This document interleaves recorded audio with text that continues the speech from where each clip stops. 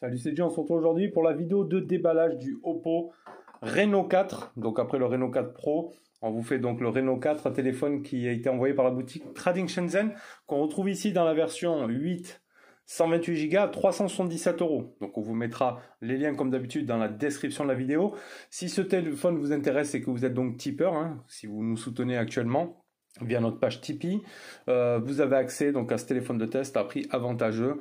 Voilà, donc si vous n'êtes pas encore tipeur, je vous invite à faire un petit tour dans la page, dans la description. On vous a mis le lien si vous souhaitez d'une part nous soutenir, d'autre part avoir des avantages sur les prix, des avantages de prix sur les téléphones que l'on teste. Voilà, vous aurez aussi des mails quotidiens de notre part avec toute l'actu de la chaîne, accès à notre page Facebook Tipeee privé sur laquelle on fait des live déballage, et vous aurez toutes les vidéos aussi également en avance de la chaîne.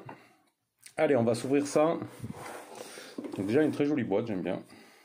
Reno avec plein de petits Reno marqués partout. Très jolie boîte sur ce Reno 4. Allez, on va ouvrir. Donc comme d'habitude, ils sont envoyés avec les chargeurs prises FR, vu que c'est des prises chinoises d'origine, avec le câble OTG également.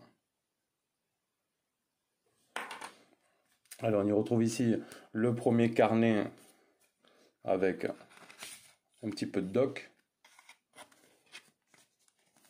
Ça c'est sans grand intérêt. On y retrouve ensuite notre téléphone. On va sortir de là. Je l'ai pris dans la même couleur que mon Reno 4 Pro et la même couleur que le Reno 4 Pro de Seb. Franchement, il est joli. Il a le même arrière comme ça, avec les caméras. Donc celui-là, par contre, a tout le châssis plastique, à l'inverse du 4 Pro qui est en alu. Allez, on va le démarrer, on va le poser sur le côté. Donc ses specs à lui, c'est d'avoir un écran 6,4 pouces en AMOLED avec une luminosité de 800 nits. Voilà, avec 409 ppi et une résolution de 2400 par 1080 avec un écran de rafraîchissement de 60 Hz en Full HD+. On a donc une coque silicone ici que je vais sortir, qui nous servira directement à protéger notre téléphone. On va la poser là. On a dedans un chargeur SuperVOOC. Donc il a une charge 65 watts. À titre d'info, ça fait du 0 à 100% en 36 minutes. On a dedans les écouteurs Oppo. Juste sympa. Des petits écouteurs Oppo. On aura notre câble USB type C. Et on aura notre extracteur carte SIM ici. Donc voilà le détail de la boîte. Allez, on va s'attarder au téléphone. Je vais le reprendre ici. Franchement, il est léger. Il fait 183 grammes. Donc ça, c'est juste bien. Hop là. Donc écran de 6,4 pouces ici en AMOLED. On l'a vu avec un double poinçon ici sur sa face avant. Avec deux caméras, une de 32 mégapixels ouverture 2.4 et une autre de 2 mégapixels ouverture 2.4 également. Bon, on a un petit menton quand même en bas. Sinon, il a un bon format, donc il n'aura pas l'écran Edge celui-ci. Il a le Qualcomm, le Snapdragon 765G en 2,4 GHz. Il a un GPU Adreno 620, 8 Go de RAM, donc en LPDDR4X et 128 Go en UFS 2.1. Ensuite, ici sur l'arrière, donc on y retrouve nos trois caméras. Donc une de 48, c'est du Sony IMX 586 en ouverture 1.7. Une autre de 8 mégapixels pour l'ultra grand angle avec un angle de 119 degrés en ouverture 2.2 et un 2 mégapixels capteur en noir et blanc. Voilà, tout simplement. On a le flash également. Donc après, on a juste le logo ici Oppo. Bon, derrière, c'est du plastique. Sur le bas, on y retrouve notre tiroir SIM ici. Hop. L'USB type C, le haut-parleur. Donc on va s'ouvrir le tiroir SIM. Faut pas se louper de trous. Hop. Donc avec une nano SIM là, 2 nano SIM, donc pas de stockage SD en plus. Donc on a vu le haut-parleur, le micro. Sur la partie droite ici, on y retrouve notre bouton power. Sur le haut, on aura le micro d'ambiance. Donc on n'a pas de jack. Attends, j'ai pas vu l'adaptateur jack. Je crois qu'il est dans les écouteurs, si je dis pas de conneries. Je crois que d'habitude ils le mettent là-dedans, non? Non, là il est pas là. Attends, ils ont pas mis l'adaptateur. Ah non, mais c'est peut-être. Non, mais je dis des bêtises. C'est des écouteurs en type C. Ouais, c'est des écouteurs en type C directement. Donc il n'y aura pas besoin d'adaptateur. Ça, c'est une bonne chose. Ça évite de se balader avec quelque chose en plus. Donc ça, ok. Il aura un Wi-Fi 2,45 GHz. Sur la partie gauche ici, on a le bouton volume plus moins. Tout simplement. Après, il est joli. Il aura le NFC, un Bluetooth 5.1, les 5G, la bande 5G c'est du N1, 3, 41, 77, 78, 79, à savoir que la N1, N3 seront dispo après mise à jour, c'est ce qui est spécifié. Ensuite pour les bandes, il y aura la B1, 2, 3, 4, 5, 7, 8, 10, 12, 17, 18, 19, il y aura la B20, B26, mais pas la B28. Une grosse batterie de 4020 mAh avec une charge donc 65 watts et 180 grammes et des dimensions de 159,3 par 74 et par 7,9. Après, il est fin aussi, franchement, un très très beau téléphone ce Reno 4. Je propose à ce qu'on mette directement, donc moi j'ai déjà mis le français, qu'on se fasse directement l'empreinte digitale. Ajouter une empreinte, on fera l'empreinte et le visage bien évidemment. Hop, il va pas me faire la mise au point quoi. Voilà. Continuer. Donc haute méthode. On va se mettre schéma. Ils sont agréables en main, vraiment. C'est Oppo Reno. Ils sont super fins. Allez, on va laisser faire l'empreinte. À savoir que sur le Reno 4 Pro, l'empreinte marche super bien.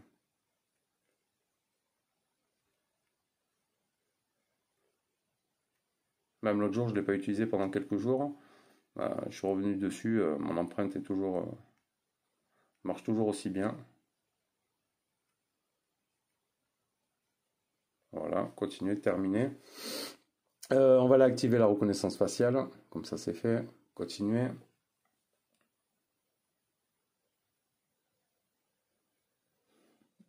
Voilà, la reco c'est fait. Nous vous conseillons d'activer l'option soulever l'écran. Ouais, on pourra le mettre. Balayer, déverrouillage automatique. Après, on pourra mettre le double tap aussi, bien évidemment. On a les styles d'animation de capteurs d'empreinte. Moi, j'ai bien aimé celui-là, donc on mettra celui-là. Et on va se faire le premier déverrouillage.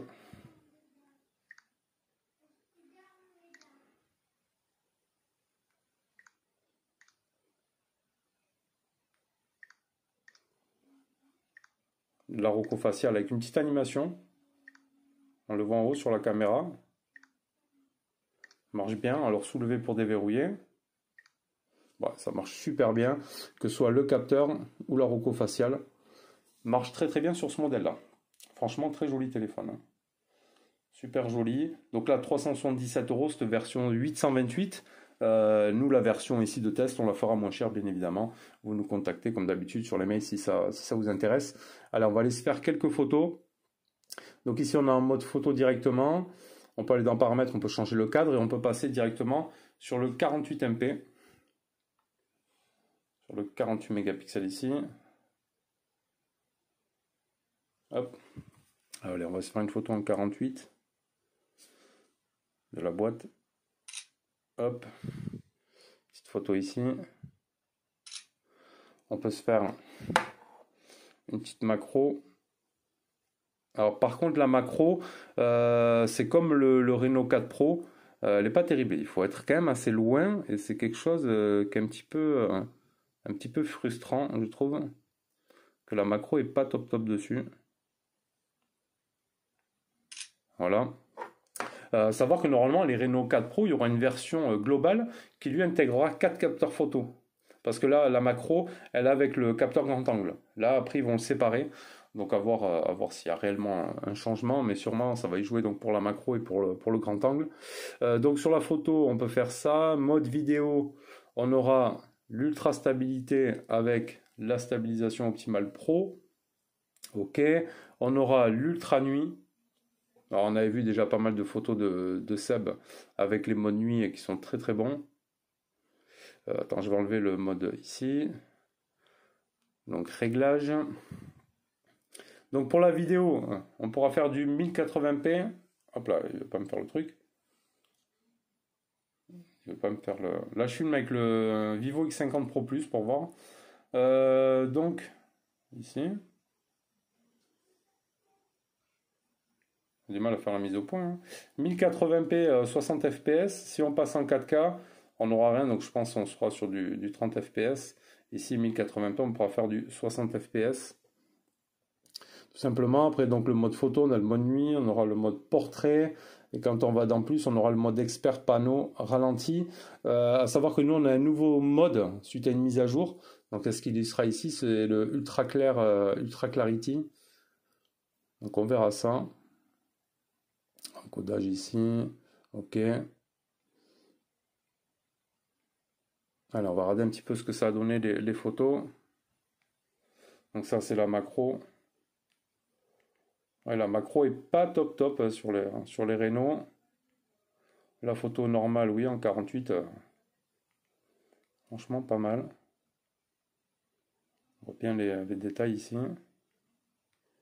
Vraiment très très propre en photo. Allez, voilà, c'était juste le déballage et première prise en main hein, de ce Oppo Reno 4 qui est dans la version qu'on va voir à propos du téléphone. Il est déjà en ColorOS 7.2, Android 10, donc pas de problème là-dessus. Il a la dernière version de ColorOS, donc après il y aura sûrement la mise à jour comme j'ai faite sur mon Reno 4 Pro, peut-être pour la partie photo, voilà. Mais sinon, ouais, très, très agréable en main, franchement léger. Ils sont légers, ces Reno 4, ils sont super bien. Donc moins optimisé que le 4 Pro, hein, parce qu'il n'est pas Edge.